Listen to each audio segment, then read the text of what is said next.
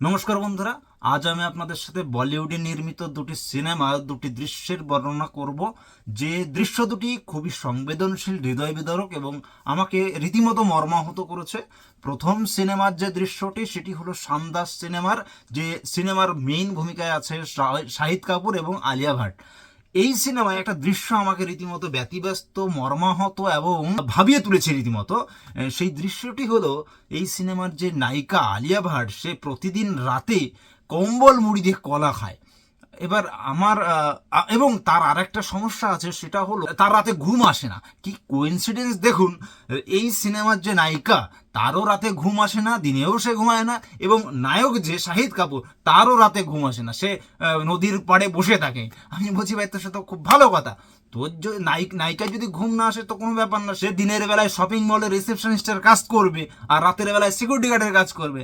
আর যে নায়ক, সে দিনের বেলায় রাজমিস্ত্রির জোগাড়ে দেবে আর রাতের বেলায় না হয় রেড লাইট এরিয়ে মাথায় চুল আর শাড়ি পরে ঘুরে বেড়াবে, বিয়ে পাস। এবার আমার প্রশ্ন, যে এই সিনেমার যে ডিরেক্টর বা প্রডিউসার যখন নায়ক নায়িকার কাছে গেছে এবং গিয়ে বলছে যে তোমাদের নিয়ে একটা সিনেমা করতে চাই, যে সিনেমায় নায়ক এবং নায়িকা দুজনেরই রাতে ঘুম হয় না, এবং নায়িকাকে গিয়ে কি করে বলেছে যে তোমার রাতে ঘুম হয় না এবং তুমি প্রতিদিন রাতে কম্বল মুড়ি দিয়ে কলা খাও। মানে দেখুন, মানুষের মস্তিষ্ক থেকে তো কিছু বেরোতে পারে না, সবসময় কোনো না কোনো জায়গাতে কিছু না কিছু ইন্সপিরেশন নিয়ে তারপর সে এই যে সিনেমাটা যে তৈরি করে। তো আমার প্রশ্ন, যে এই যে যে রাতে কম্বল মুড়ি দিয়ে কলা খেতে হবে, এই ইন্সপিরেশনটা এই সিনেমার ডিরেক্টর বা নির্দেশক বা রাইটার কোথা থেকে পেলো? দ্বিতীয় যে সিনেমাটা, এটাও শাহিদ কাপুরের সিনেমা এবং এটাও সুপার ডুপার ফ্লপ সিনেমা। সিনেমাটার নাম রেগুন, 2017 সালে রিলিজ করে। আর একটা জিনিস আপনাদেরকে বলে দিই, শাহিদ কাপুরের জীবনে 34টা সিনেমা সে করেছে, তার মধ্যে 3টে হিট, বাকি সব ফ্লপ।